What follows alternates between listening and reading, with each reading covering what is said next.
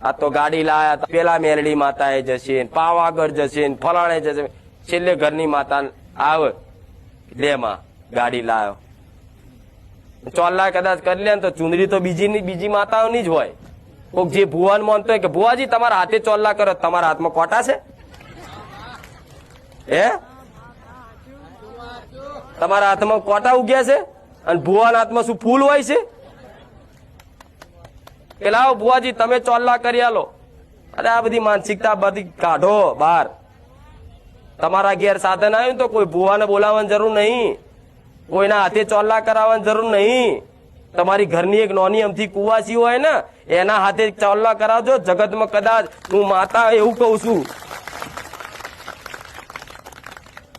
સાધને તમારી માં બેહી જાય, પણ વિશ્વાસ તો તમને પારકી માતાઓ પર જ વધારે છે. ફલાણા ભુવાજી ચોલ્લો કરે તો ખરું, એટલે તો જો કોઈની ગાડી ચોલ્લાય નહીં કરતી હું, અગર રોજ લાઈન થાય. 2 કલાક તો મારે ચોલ્લા કરવામાં જ જાય. એટલે બધાને કહી દીધું કે ભાઈ તમે તમારી માતાને ઘેર ચોલ્લા કરો ને મારી ખાલી ઘરની બહાર અગરબત્તી કરીને કહેજો કે માં બુખાર મેલડી તારા આશીર્વાદથી આ ગાડી આવી છે, હાચવજી, સાચવી જોવાની. આ શું ખોટું?